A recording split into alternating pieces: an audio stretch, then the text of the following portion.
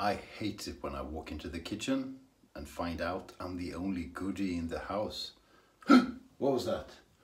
The weekend. Yes, it's Sunday evening at Shave&Butcher's and we're almost out of bourbon, but salud, as they say in the lower Appalachians where they make the stuff. Shaving today with another of the Austrian shaving soaps that Matti Lindholm sent me. This is the Warden from Squadron soaps. The second Squadron I try. First one was this, which is like a children's dessert. It smells like a good ice cream, basically. Where's the vanilla, right? It's in here because it's, yeah.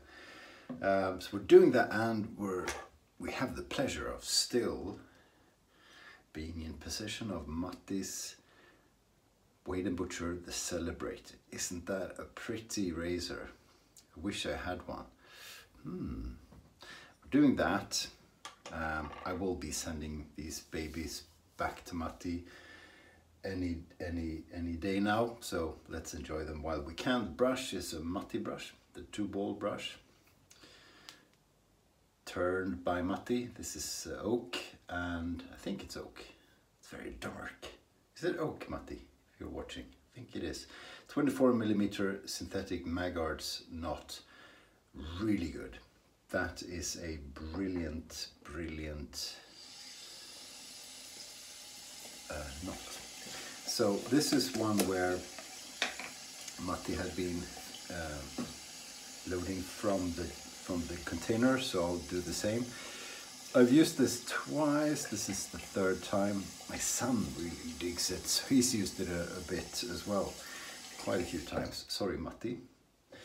Still loads left, and I do believe this one might be on the way to Casa Shave&Butcher. On verra. We shall see. Really nice scent. The favorite out of the 4 that Matti sent. Definitely. Just gonna focus a bit on the loading, just try and make sure I get a good amount. It's very dry loading. I don't want to soak it more than I have to and that I should. So with the face, I cleaned the face with Grön Lyckas detox soap, which is like a tar soap. It's fantastic for treatment before shaving. And then I put on just a face moisturizer while I shaved my head, and that preps my skin for the shave. So I find when I bow lather, which I very rarely do, that procedure is extra important. But when I bow lather, even a pre-shave product like an oil or something comes in very handy. Whereas if I face lather like I usually do, a pre-shave product isn't really needed, but I do get a better post-shave if I apply just a tiny amount of moisturizing cream. And it doesn't have to be a fancy aftershave balm. It can be, but it can be any cheapo, not your body butter sort of thing, but something made for the face. That really preps the skin, and I put it on 10-15 minutes, sometimes longer, and it's really dry, so we're going to add quite a bit of water. That preps the skin, which doesn't help the shave. It doesn't make the shave better, because what makes the shave better is the shave soap that takes out the oils from the whiskers and makes them hard and brittle. What? The soap doesn't make the hair wet? No, of course not, because if the hairs, when the hairs are wet, I mean, of course they're wet, but if they're soft, I mean, the hairs are soft, they cut less easily. Just like, you know, when you cut the grass on your lawn. It's been raining. It doesn't cut as good, does it? Same thing with whiskers. And this is a known fact since, you know, 100 years or so, whenever this book was written. It was more than 100 years ago. Known fact, it's in there. And people still talk about, even soap makers talk about their soap's ability to make the whiskers soft so they cut more easily. How, if it's soft, how? It's just chemistry. It's the alkali in the soap. Oh, no one wants to know it all. Especially YouTuber who hasn't made his own soap, so I'll be quiet there. I'm just saying. Just quoting people. Anyway, we're not here to talk about that. But I have nothing prepared to talk about, so anything that comes into mind goes out of my mouth, which is really bad, and my wife is so tired of that. But somehow, miraculously, ever since 1993, she's by my side. So 27 years. Well, she's not always by my side. Sometimes she walks sort of 15 meters behind me, and I accuse her of not wanting to be associated with me, and she says, no, I just saw a bird that I wanted to watch in my binoculars that I left at home, but it's a bird, I promise. Oh, incidentally, the first crane, is it crane? I think it's crane, trana in Swedish, which is a fancy bird. First crane, let's call them cranes. I think crane is a bird anyway, so we have them. And they're migrating birds, and the first crane arrived yesterday, Sunday, to the special place where they all come in the south of Sweden, not too far from where I live, Hornborgarsjön. So that's interesting. It's like a sign of spring being here. Eivin's going, oh, the meteorological spring. No, you don't talk like that. Eivin talks like, I can't do it. Eivin has the best Nordic accent there is. Well, you know, where he lives anyway is the coolest accent. He's from slightly south, if I remember. But anyway, God, not really interesting to anyone except Eivin, who's making notes of correcting me if I got that wrong. But anyway, the west coast, the southwest coast of Norway has the coolest accent at least in Scandinavia, because I can't speak of Finnish accent. I don't know Finnish. But there you go. So that's the downside of not planning conversational topics while you shave. There is one thing I've been wondering. Do you also refer to non-traditional wet shaving people as muggles? Or is it only me? I don't know. God, I've been going on with this lather for a long time, and I've been working pretty hard. Not in a very concentrated way, but I have been going at it, and finally we're there. Ooh, so this soap, which has a scent that is phenomenal, really an exquisite scent, one of the best you know, I'm not, what's a, yeah, a really good, one of the good ones. And I like some scents, I don't like all scents. This opens up with bergamot, so a citrusy scent, just like freaking every shave soap in the world.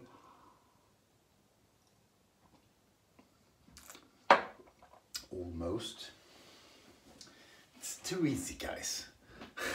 Come on. And then you've got vetiver, a bomb of vetiver. You've got cinnamon bark, sandalwood, tobacco leaf, and cool stuff like that. Quite subtle, it's not in your face, it's not American. What? And it is quite lovely. It's a cool masculine scent. And there goes the ploop.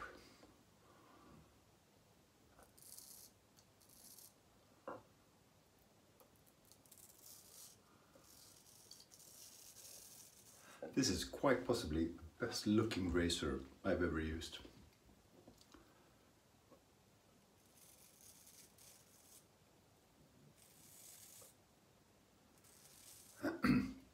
You know, there's a team of people, I think they're South African, I'm not sure, who claim to have acquired the Shave&Butcher brand name, or brand, whatever, and they're gonna make new razors, handmade, super expensive, made by God knows what steel, and they've been at it for many years, so it's probably not gonna happen, and it's gonna be you know, walrus tusks scale, something like that. But even if they tried their damnest,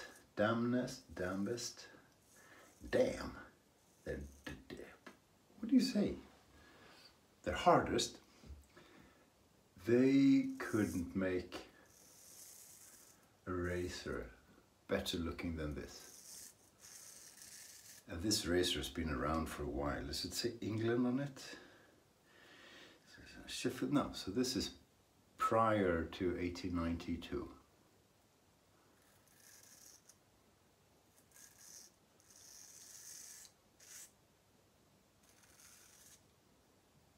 And it's in really good condition.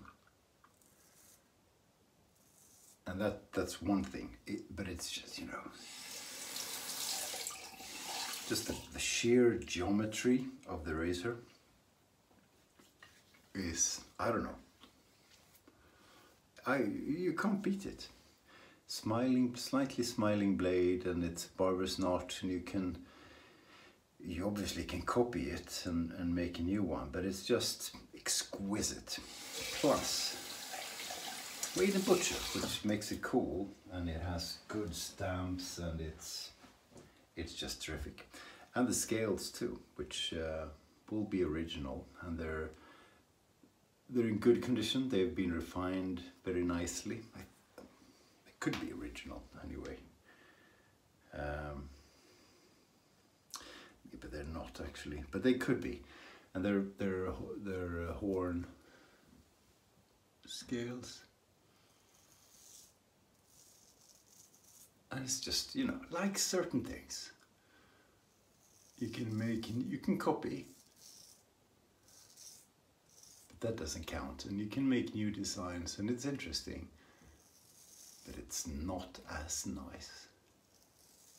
So from where I'm standing, there is no better looking razor than this, or this style of razor. This is not the only one. You have versions of it, and it's not only Shave&Butcher. There are other Sheffield razors, but in terms of design, I'm not talking steel, although the steel is good. You can argue Swedish steel, German steel, whatever.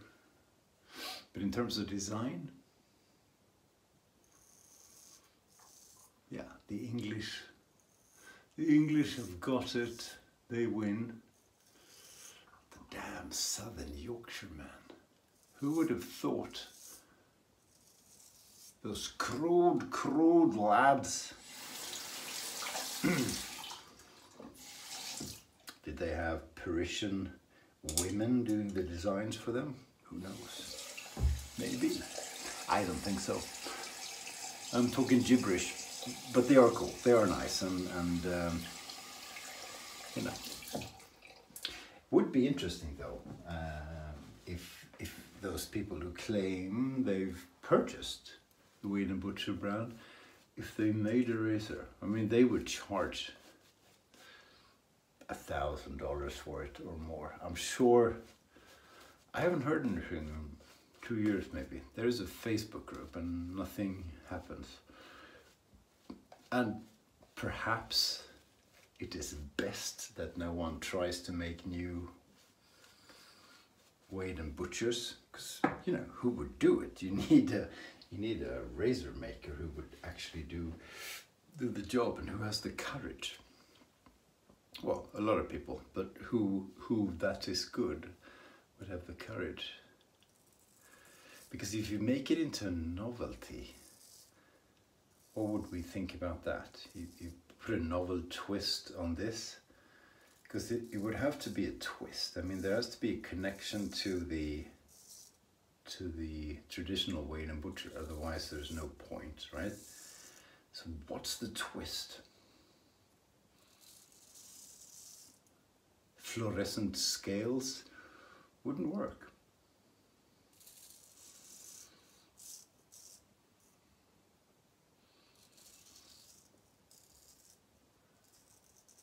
Yeah, the hands are not the fastest, we know that.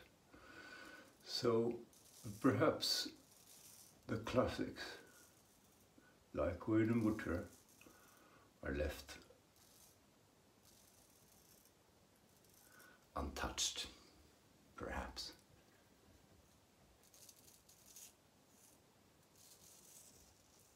So whoever owns the brand name, perhaps their responsibility to the world is to bury it and never use it. People are greedy though.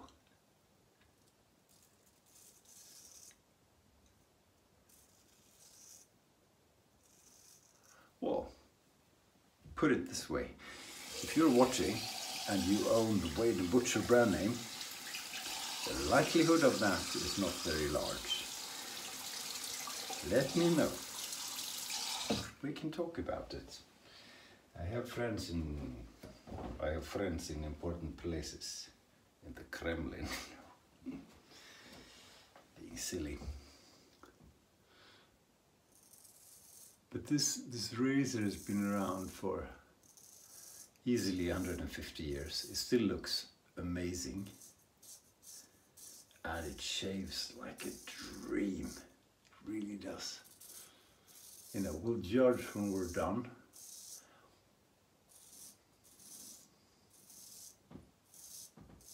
But I'm drinking bourbon, I have Parkinson's disease, I'm jibber-jabbing as I shave. I'm still gonna get a killer shave.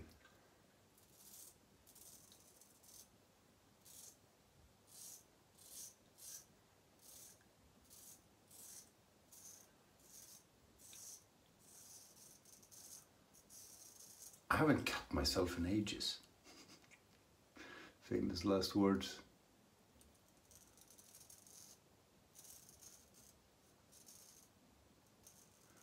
And this is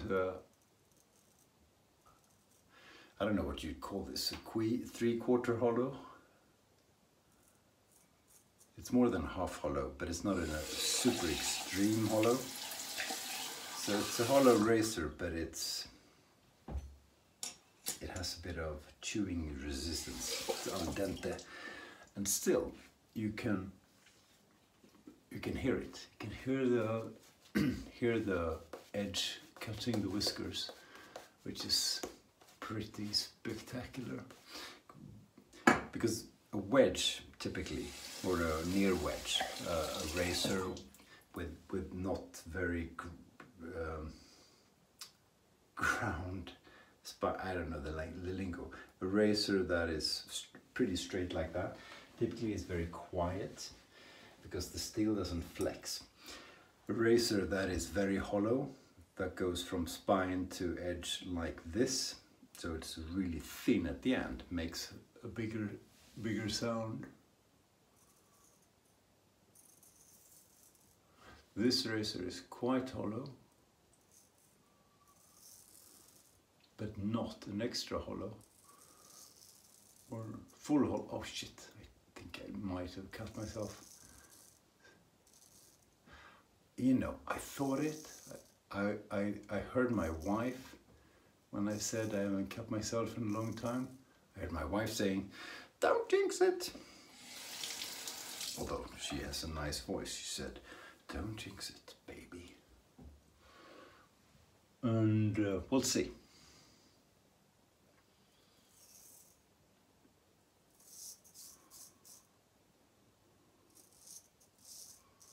Such a good edge. You can hear it, can't you? I can, anyway. Beautiful. Lovely, lovely, lovely. Thank you once again, Matti, so much for lending this beauty to me and for lending a bunch of Australian soaps, of which this is my favorite scent, the Warden. I don't know what it is. It's a nice mix, you know, lavender, tobacco. I'm not a sandalwood fan in that I don't like soaps that smell only of sandalwood. I don't like Pearl Red. I don't like the, what's it called?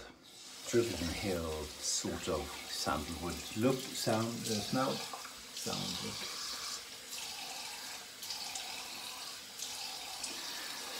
But this is really nicely balanced. It feels very European as opposed to American in its refinedness and the fact that it's a bit understated. In good old Matti fashion, the aftershave is Pinot Clubman, because he likes that stuff, and that, you know, the scent of the soap is gone already, but if there had been some residual scent, this would not have been a horrible mix.